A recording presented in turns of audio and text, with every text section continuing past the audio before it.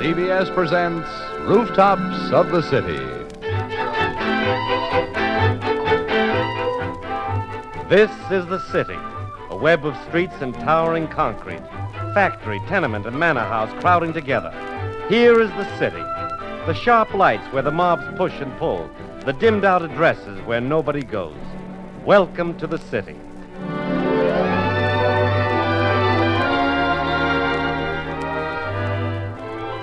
But stand apart with me for a moment. Stand above the city and look down at the endless rooftops.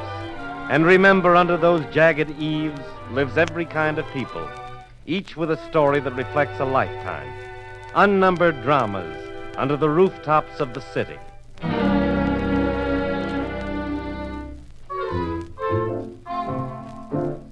Look down at this little tavern, the kind you can find in any big city.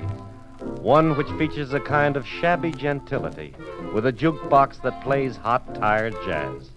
And along with it, like standard equipment, a boy and a girl. Yep. And the boy would have been me, Billy, and the girl would have been Karen. We'd be sitting there like we always used to, staring into our coffee cups as if it were our last act on Earth. It was, too, the last act. Please, let's get out of here. Why? It's too hot and the music's too much like noise. Maybe you need another cup of coffee, huh? I need to cry, only I don't want to do it here. Please. Okay, come on. I took Karen's arm and I felt it shiver a little under my fingers. I wanted to say something to her, something soft and full of meaning, because this was going to be the last time I'd ever see her. But all I said was, feel better? I feel rotten. You still want to cry? I don't know what I want. What'd you come back to New York for? To see you. Norman thinks I came to buy my trousseau. Good substantial name, that, Norman. You know, it sounds like Friday Payday and Saturday Night Movie. What does he look like? Like Friday Payday and Saturday Night Movie. I hate you. I love you, too. I thought it'd be fun to see you again. I thought after a year I'd look at you and say to myself, what did I ever see in him? I thought I'd spend 5 minutes with you and then be glad to get back to Norman. You think too much. You still like me. You used to like me. I told you I loved you. I asked if you still like me. I don't like a quitter. A quitter is someone who has something to quit. I didn't leave anything behind but a lot of shoes run down at the heels. What have you got now? I've got peace of mind and a sense of security I never had when I knew you. And I have a pretty good idea of what I'll be and where I'll be when I'm 60.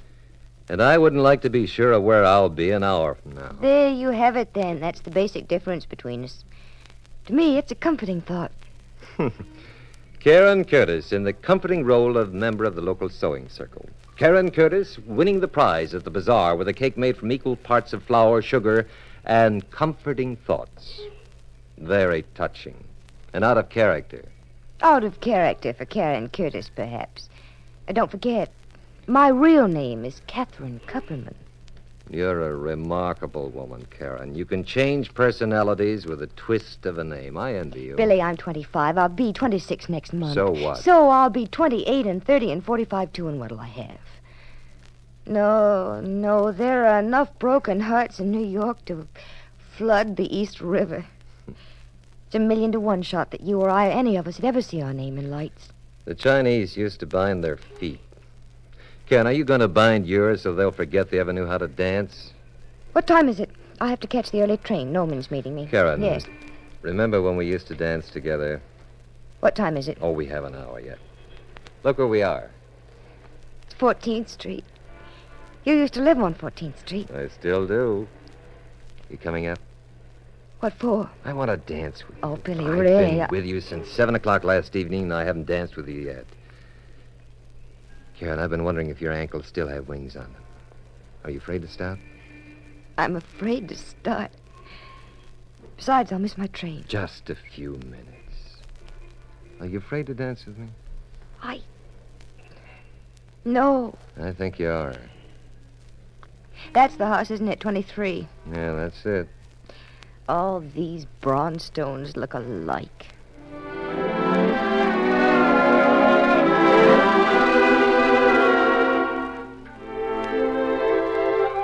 Going up the stairs, I couldn't even hold her arm because it was too narrow a climb. But I didn't care. In a few minutes, I was going to dance with her again, and then I'd get her back for good. Oh, this room seems smaller than it used to. Why is it places always seem smaller when you go back to them after a long time? Well, it only seems that way because it's full of ghosts. They take up space. Ghosts? Mm-hmm. You and me, dozens of them. I don't believe in ghosts. Ghosts are just another name for regrets. I see the Degas prints are still on the wall. Yep. Frozen dancers for posterity. Say, Karen, what kind of pictures will you have on your wall in Cleveland? Still lives of fruit and vegetables? Yep. And I'll become as dull and serene as the framed prints over the piano. Now let me alone. Oh, no, Karen. You won't be dull or serene. I'm sorry for this Norman, whoever he is. It's not going to be nice living with you. Oh, Billy, don't you see?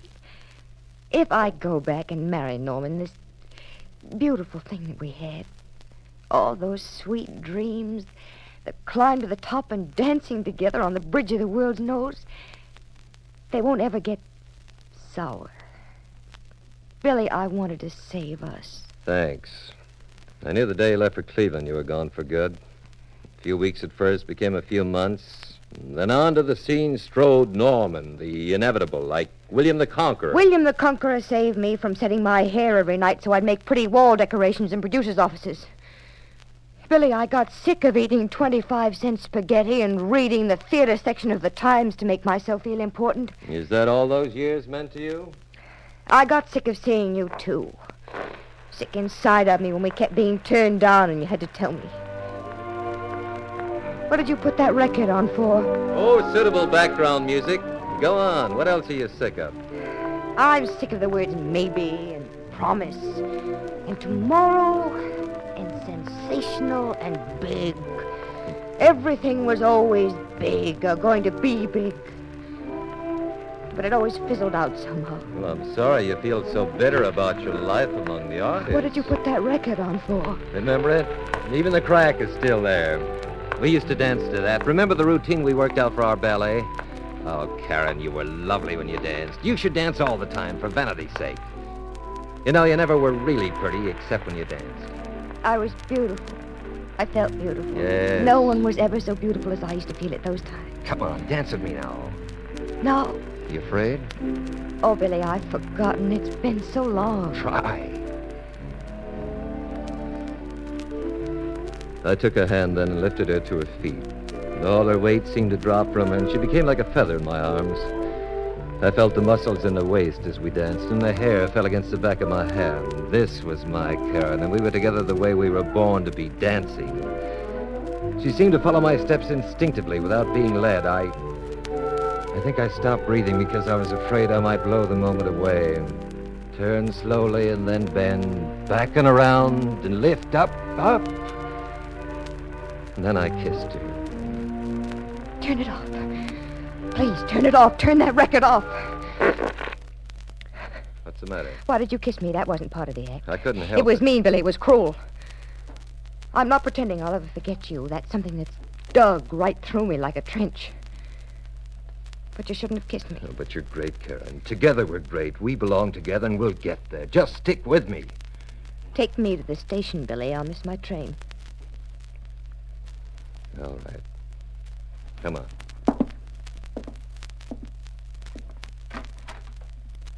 Well? I was just looking around the room. It's probably the last time I'll ever be here. I was saying goodbye to those ghosts. You don't have to. They'll crop up again. In Cleveland. Come on. Now, just a minute. Hello? Did I wake you, Bill? Joe Lake. No, I was up. What do you want? Rehearsal's called early. Get down to the theater at 9, will you? He alone is getting itchy. Madam Queen's afraid her arteries will harden before this show hits the board. Okay, I'll be there. And, hey, Billy boy, do me a favor, will you? Yeah? Next time she takes that swan dive, just step back a few feet and let her bounce. What a dame. But be pronto, else you take it out of my hide. See ya. Okay. Important? Our rehearsal's an hour early. I'll be in swell shape after being up all night. Rehearsal for what? Oh, didn't I tell you? That something big that was always going to happen hit me between the eyes last week. I'm going to be Ilona's dancing partner in a new musical when it opens next month. Ilona? That's wonderful, Billy. Why didn't you tell me? Oh, I didn't think that sort of thing interested you anymore. You ready? Yes, I'm ready. Very Queen of Scots on her way to the chopping block. You know what? No. What? You've stopped being beautiful again. Yeah, I must be crazy, but I still love you.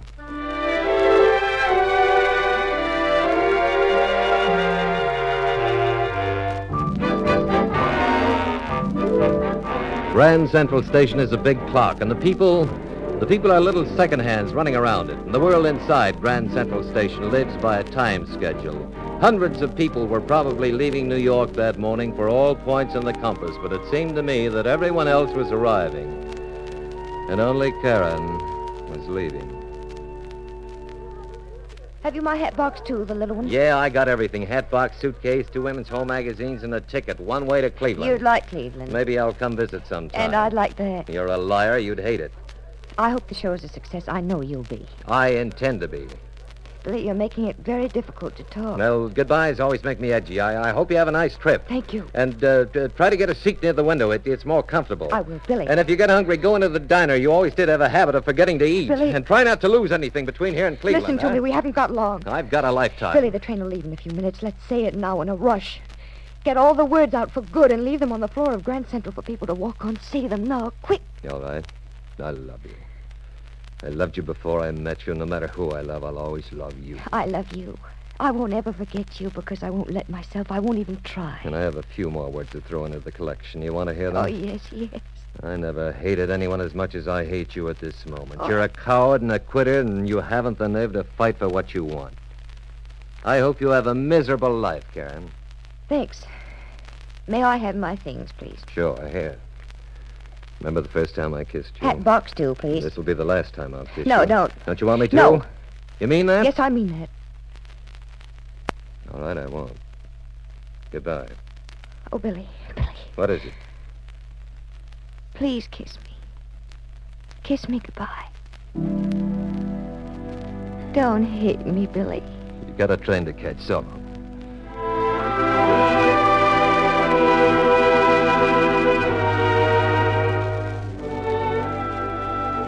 She looked at me for a long minute. Then she turned and disappeared into the crowd. Did you ever dream you wanted to run, but your legs were 2 pieces of dough stuck under you that wouldn't move? Well, that's the way I felt seeing her go. I called to her. But she didn't answer, and she didn't turn around. And then a man in a gray overcoat stepped in back of her, and a woman in a blue dress stepped in back of him. The crowd swallowed her up, and I couldn't see her anymore. So I turned and walked out of the station. I guess I walked home from there, and all the way down to my room, it seemed as if someone was looking over my shoulder. It was Karen, the idea of Karen, the illusion of a girl who was gone. When I got home, the picture of Karen got me. So I put our record on. The music intensified my sense of loss, and yet it gave me a kind of comfort. It was especially so when the needle would catch in the crack and play the same phrase over and over. You know, there are times in your life when you need a toothache or a hangover, anything that's a drag and stops the world from going so fast. If you haven't got any of those things, then, well, you might as well have a cracked record. I let it play till I heard a knock at the door. Is it? Is this where Billy Wells lives? Yeah, who wants him? I'm a friend of Catherine Chopperman. Open the door. Did you say you were a friend of Karen's? Yes. My name is Norman Killerley from Cleveland. Oh, so you're Norman what's-his-name. I was just thinking about you. Come in. Is Catherine here? No. Why do you think she'd be here? Oh, I don't know. Just thought she would be. She wasn't at her hotel. You've seen her since she came to town, haven't you? Is that why you're here, to find out what Karen, what she's doing in New York? You come to check up and see that she doesn't visit any of her old boyfriends? You make it sound rather sordid. As a matter of fact, I was supposed to meet her in New York, spend a day here together, and then back to Cleveland for our wedding. And you're going to have to make that return trip alone. She's already returned to Cleveland. Then you did see her. Yes, I saw her. That's what I thought. That's why I let her come on alone, so she'd have a chance to see you. I guess she saw what she wanted if she's already gone back home. Yes, I guess I was a big disappointment to her. Frankly, I hoped you would be. Well, don't worry, I was lousy. She took one look at me and the past was dead. You won't have to worry about that. You know, you're not a bad sort of fella, Billy Wells. Thanks. I always thought I'd despise you, especially after all the talking Catherine's done about you. But I don't. I can understand what you're up against in the theater business just by looking around this room and seeing how you live. It ain't much. It never will be. Naturally, you don't have much to offer a girl like Catherine. Okay, Norman, but you don't have to rub it in. I'm sorry. So that's the end of it. You go back to Cleveland, just forget about me. Thank you. Just one thing. If you should see Catherine again, don't tell her I was here. Sure. I'll do you the favor if you'll do one for me. Of course. Stop calling her Catherine. Call her Karen and keep on calling her Karen, just so she'll never forget that she once was beautiful. That seems easy enough. I never particularly liked the name Catherine anyway. Neither did I. That's why I named her Karen.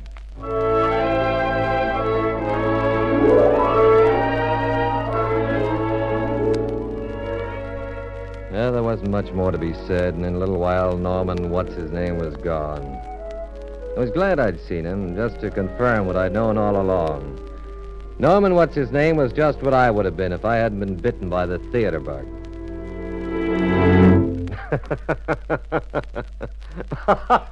For some reason, it struck me funny, and I started to laugh at myself. But I wasn't really amused. Because maybe it wouldn't be so bad to be Norman Killelly of Cleveland, Ohio, with a girl like Karen coming home loaded down with her trousseau. And I noticed then that the sun was beating into the room. And in the morning light, the place looked more shabby and dirty than ever. The flicker of the leaves outside the window, like tiny dancers, their gentle swaying movement, and they filled me with hopelessness. And I rushed from the house.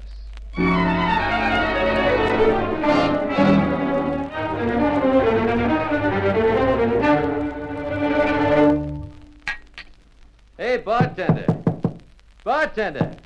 Give me another one. Billy. Huh? Billy, I've been looking all over Blazers for you. Lucky fella, now you found me. Yeah, very funny. Only Joe Lake sent me. Yeah, Joe, somebody always sends somebody else. Alona's been having kittens for the past hour. Good. Good. Look, you nuts or something? You want to muff this? I'd give my right arm for the break you've got. Oh, cut it, Marty. My head hurts. Well, drinking this early, I don't wonder it hurts. Oh, Billy, this isn't like you. Rehearsal was called for 9 a.m., not p.m. Oh, let me alone. Look, you've got a good thing. Alona's developed a soft spot for you, but you can't stretch a good thing too far. I'll buy you a drink. You can buy me breakfast after rehearsal. Now, come on, huh? You bother Look, me. it's Alona you're holding up. Can you get that through your thick skull? Alona. She'll be the biggest name in the country after her show opens. She dances like an angel. Sure she does. She's beautiful when she dances. No one was ever as beautiful as she is when she dances. Yeah, that's right. Alona's great stuff. Now, come on. Hello? Alona, who's talking about that circus horse? I'm talking about Karen. Karen? Yeah. Oh. Now I get it. When'd you see her? Marty, I kissed her goodbye at Grand Central at 28 and a half minutes past 7 o'clock in the morning. Do you know why I kissed her? She asked me to. Why did she let you alone? What'd she want? Well, she's gonna marry Norman. Do you know Norman? He's a swell guy. Don't you know Norman? It's funny. Everybody ought to know Norman. Yeah. Maybe she'll send the kids to dancing school. You chump. Huh? You prize chump. What? She walked out on you, didn't she? Because she didn't think you'd ever get anywhere? Well, what are you going to do? Prove it to her? Marty, you talk too much. Yeah, sure. Sit around and cry on your beer or whatever the stuff is. She'd like that. She's the type all take and no give. Hey, what's the matter here? What's going on? Nothing. I'm okay. Marty, I didn't mean that. I'm sorry. All right. Forget it. Let's grab a cab. Marty, listen, I didn't... Look, it sobered you up a little, didn't it? We'll skip it then. It was worth it.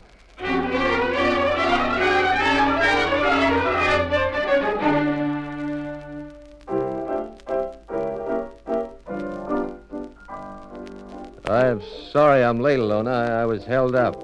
It's not like you, Bill. No, I couldn't help it. Something serious? Someone died. Oh, I'm so sorry. Someone very close. Yeah, me. What? Cut the piano, Marty. Places, everybody. All right, folks, take it from the top. Orchestra ready? Let's go.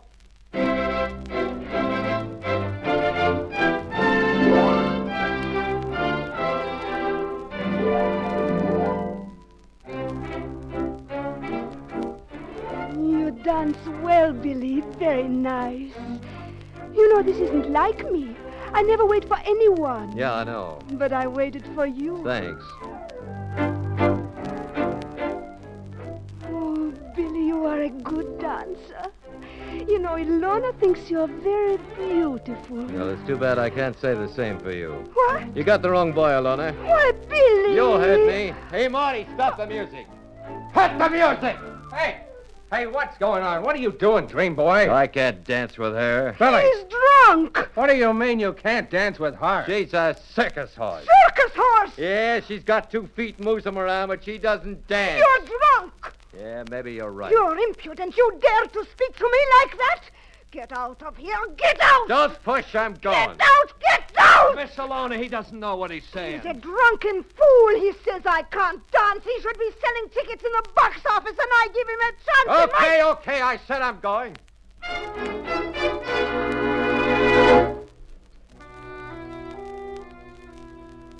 My first break, I threw it away for a memory. But as I wandered up and down the side streets off Broadway, I couldn't bring myself to care much. At Holy of Holies, the stage door had been slammed behind me, and I was out on my ear.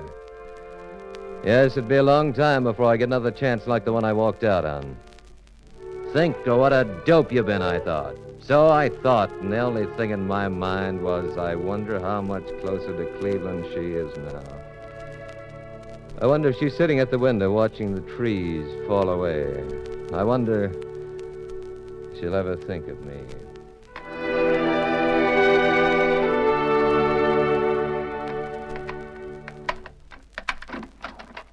Hello, Billy.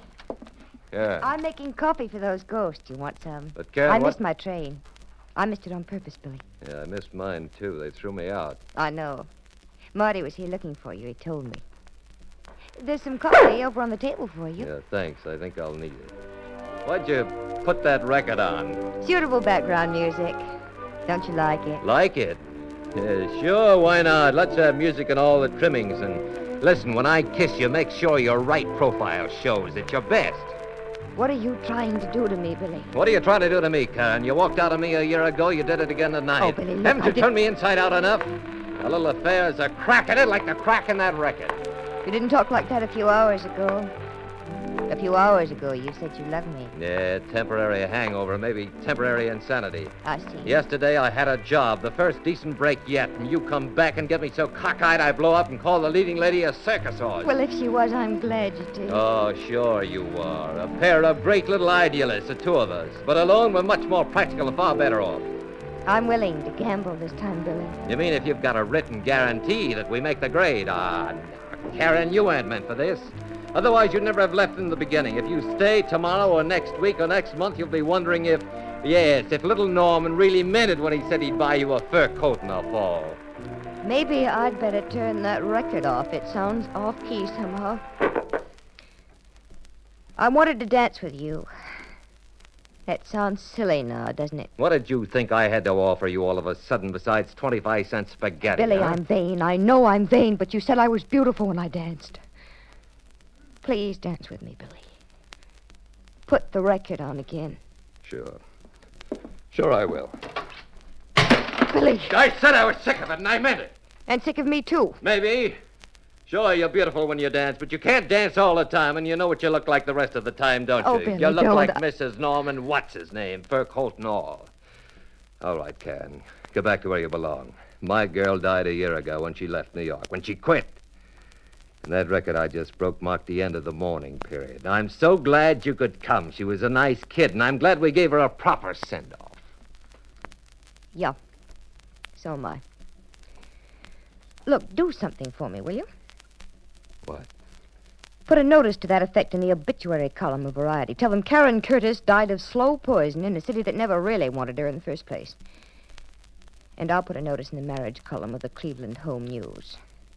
It'll say that Catherine Kupperman's going to marry Norman what's-his-name and that she's going to make him an awfully good wife. At least she's going to try her best. Goodbye, Billy. I love you.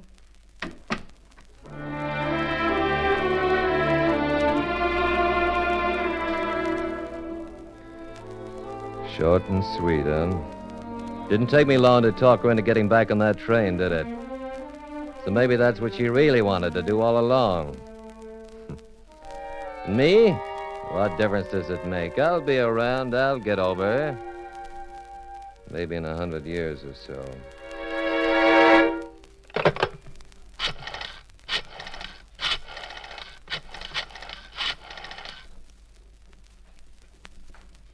Joe Lake? Billy? Okay, calm down, will ya?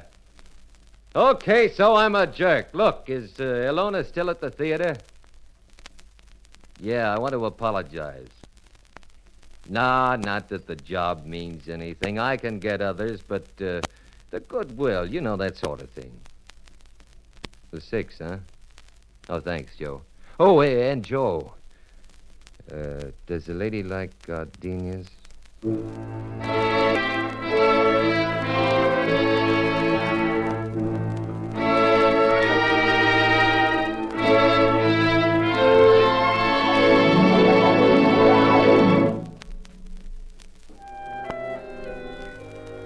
Come away from the city now. Return with me to our vantage point high above the rooftops. See how the lights blink on and off, how the crowds come and go. See yourself living, hoping, succeeding, failing. Know that this is man's greatest creation, the city, and you are part of it, like all who live beneath the rooftops of the city.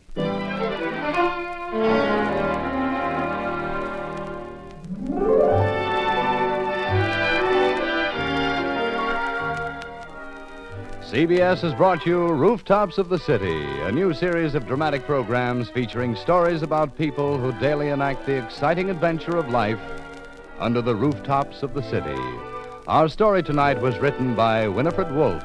The music was conducted by Alfredo Antonini. Paul Potter was heard as Billy. Karen was played by Joan Allison. Rooftops of the City was directed by Edward Ray Downs.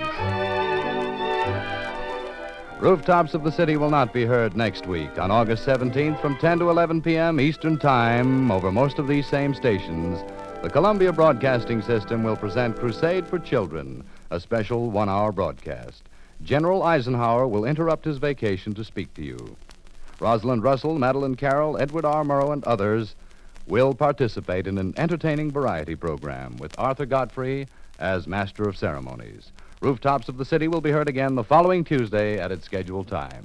This is Lee Vines, and this is CBS, the Columbia Broadcasting System.